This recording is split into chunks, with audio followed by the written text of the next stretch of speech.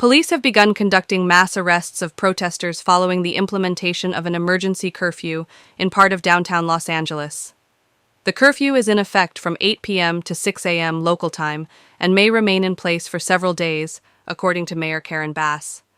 It primarily applies to small sections of downtown Los Angeles, where the majority of protests have taken place.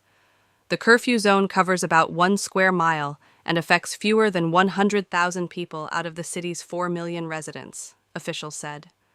Texas Governor Greg Abbott announced that members of the Texas National Guard will be deployed across the state in preparation for expected protests this week. Governor Abbott stated that the Guard would use all available tools and strategies to assist law enforcement in maintaining order. And Texas is the only state in the history of the United States to build our own border wall.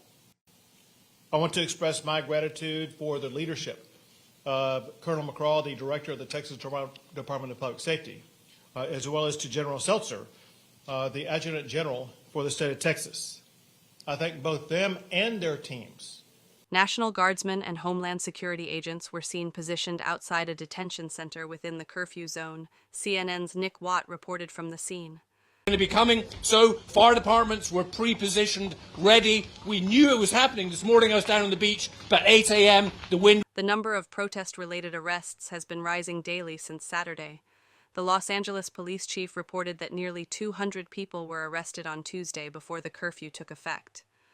When I look at this, and my assessment may not be accurate based on this thing's continuously churning, but I see two parallel tracks that don't work together, if you will. We're dealing with the issues on the street that you see every day.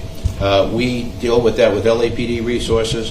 When we need additional resources, then we reach out to the sheriff. Mayor Bass said 23 businesses were looted over 4 days of demonstrations.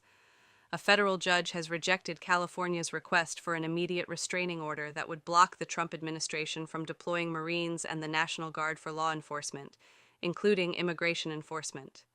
Senior U.S. District Judge Charles R. Breyer scheduled a hearing on the matter for Thursday.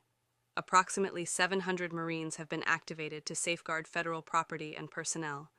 These Marines are stationed outside of Los Angeles and are currently undergoing additional training as they await further orders.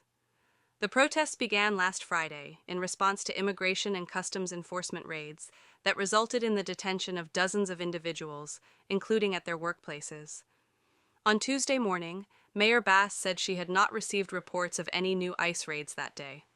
Local law enforcement and city officials noted they are not given advance notice of the raids and often remain uninformed. "We do not know where and when the next raids will be," Mayor Bass stated on Monday.